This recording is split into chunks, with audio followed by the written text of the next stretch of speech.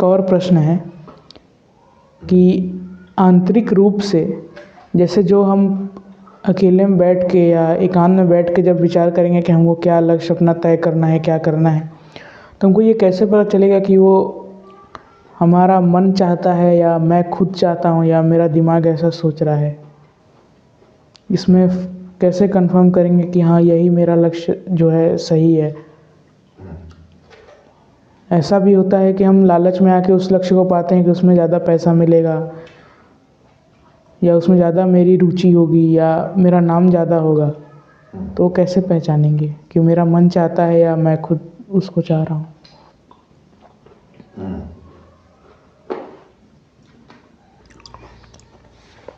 आपका प्रश्न है कि मैं कैसे जानूं कि मेरा यही लक्ष्य है और ये मुझे पाना है, क्योंकि मैं ये नहीं समझ पा रहा हूँ कि ये मेरे मन का है कि मेरी बुद्धि का है ये इच्छा, कि ये मेरी इच्छा है ना।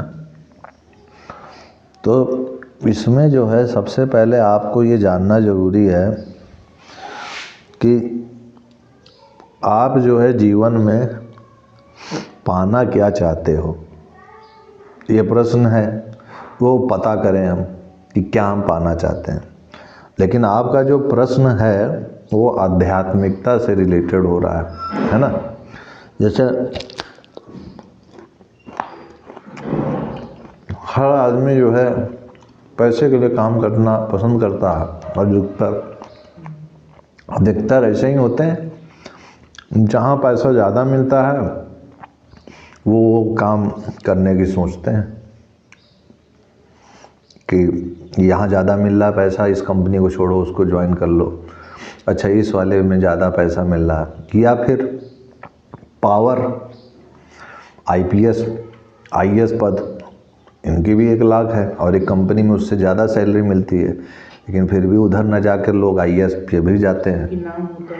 नाम होता है ना, तो वो नाम पाने के लिए वहाँ जाना चाहते हैं। तो सबसे पहले तुम ये सोचो कि तुम्हें पैसा कमाना है या नाम कमाना है, ये पहले अपने आप से डिसाइड करो। तो तुम्हें क्या चीज़ करना है। जब तक तुम ये नहीं खुद सोचोगे तुम्हें क्या करना है, क्या लक्ष्य पाना है, तब तक तुम लक्ष्य डिसाइड कैसे करोगे। बात को समझ पा रहे हो। तुम्हें लक्ष्य जो है पैसा कमाना है, पैसा कमाने के बहुत सारे फील्ड हैं, है ना। टेक्नोलॉजी है, डॉक्टरी है, ना जाने और कितने तरीके हैं ईमानदारी से पैसा कमाने के, बहुत से तरीके हैं। लेकिन फिर भी भ्रमित हो तुम, तो इसका कारण इतना सा ही है कि ज़रूर तुम जिस लक्ष्य में जिस तरीके में जा रहे होगे उस तरीके में तुमको पैसा नहीं मिल रहा होगा,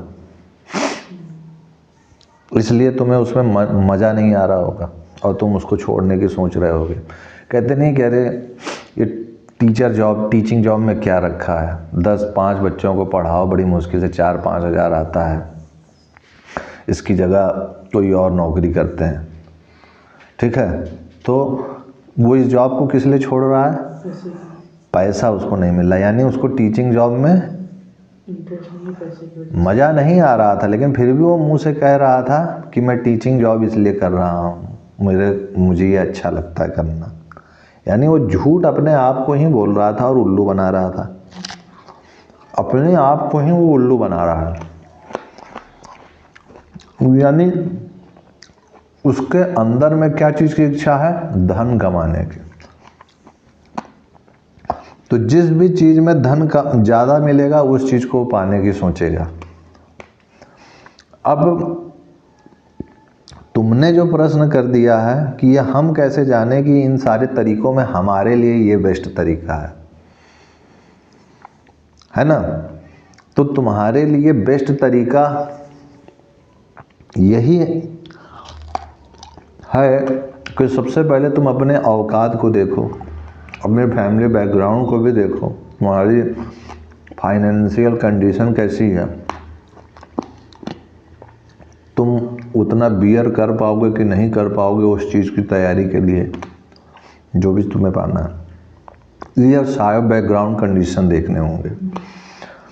लेकिन अगर तुम मन और बुद्धि इन सब की बात करोगे तो तुम्हारे शरीर में मन, बुद्धि, अहंकार, इन तीनों के अपने अपने राय सलाह होते हैं। बुद्धि कहेगा ये काम करो ज़्यादा सही है, मन कहेगा अरे ये काम सही नहीं है, वो वाला काम करो उसमें ज़्यादा पैसा है। अहंकार कहेगा कि नहीं IAS PCS बनो, कुछ मान सम्मान मिले।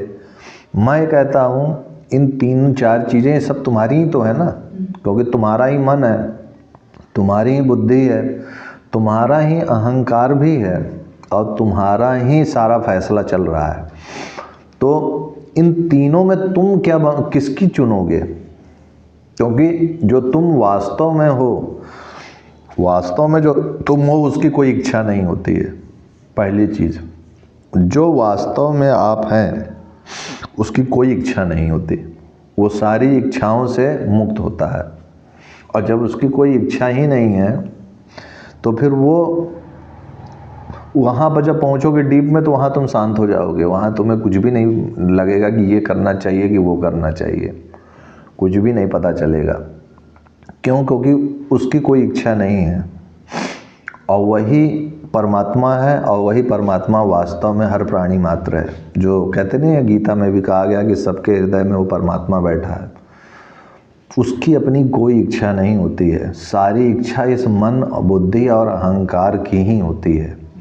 तो ये मन, बुद्धि और अहंकार ही आपको परेशान करता है कि ये करना है कि ये करना है, वो करना है कि वो करना है।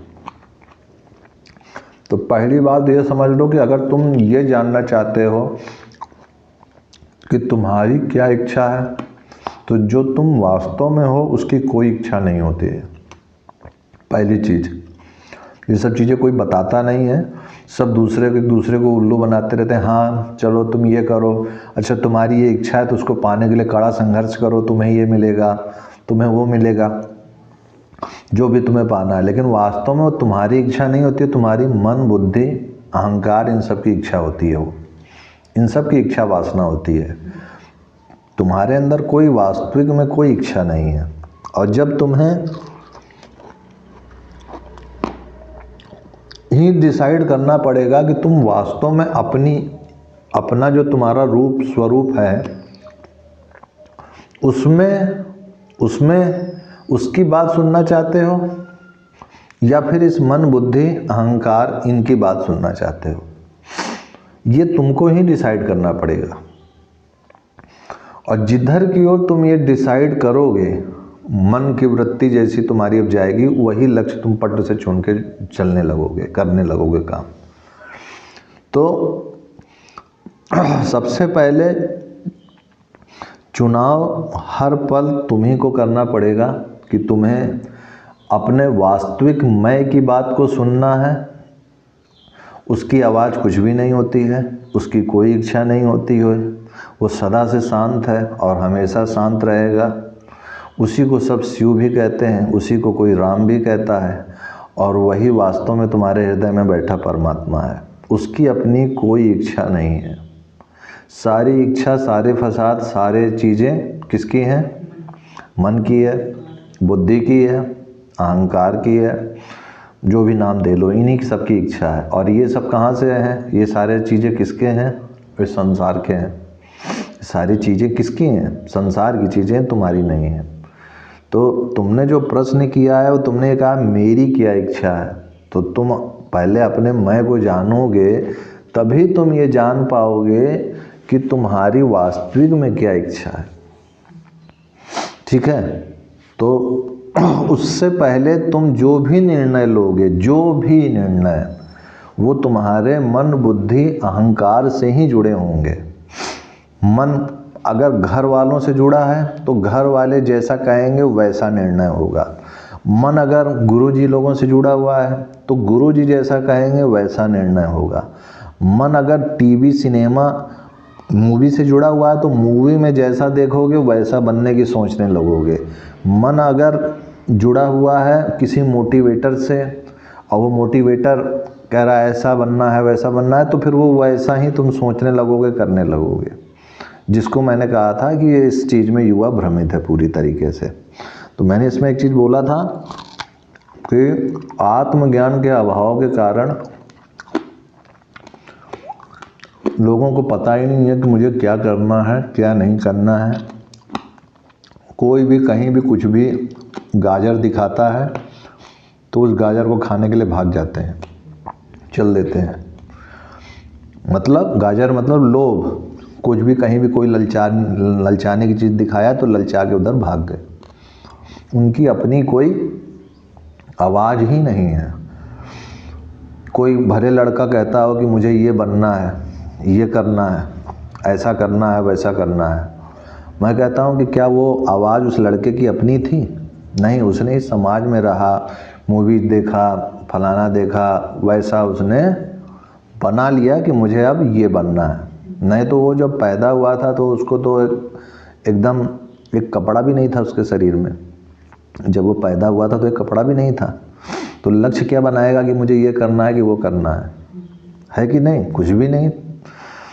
लेकिन जैसे जैसे समाज में, जिस समाज में पला बड़ा, वैसे वैसे उसके संस्कार बनते गए। वहाँ देखा कि अच्छा IAS नाम की भी कोई चीज़ होती है, अच्छा CM नाम की भी कोई चीज़ है, अच्छा MLA भी कोई चीज़ है, अच्छा डॉक्टर भी कोई चीज़ है, इंजीनियर भी कोई चीज़ है। तो उनमें से वो जिससे भी प्रभावित होता है उसी चीज़ को बनने की सोचने लगता है।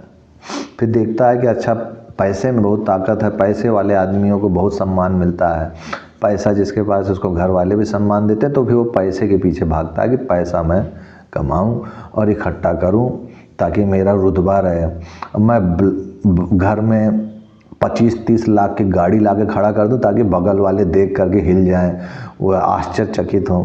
तुम विश्वास नहीं मानोगे, कल मैं छत पर था और धूप में पढ़ रहा था, जब कुछ कॉपियाँ भी टेस्ट की चेक कर रहा था, तो मैंने 4 साल के 2 बच्चे थे ऊपर छत पे खेल रहे थे। उनमें से एक कह रहा है कि मेरे पापा 25 लाख की गाड़ी खरीदे हैं, और सच में खरीदे हैं, बगल वाले खरीदे हैं, रखे हैं। उसको देख करके सारे मोहल्ले चकित हो जाते हैं। अब उसके दिमाग में फिट हो गया, अब वो दोनों बातें कर रहे हैं, मैं सुन रहा हूँ। दूसरा है छोटा वाला, कह रहा ठीक है मैं अभी वैसे कार बनाता हूँ। तो वो मॉडलिंग कर रहा है, मिट्टी का ऐसे वैसे करके कागज़ पन्नी लाके बना रहा है। तो वो जो है कह रहे हाँ अब तुम्हारी इस कार को भी जो देखेगा आश्चर्य में आ जाएगा।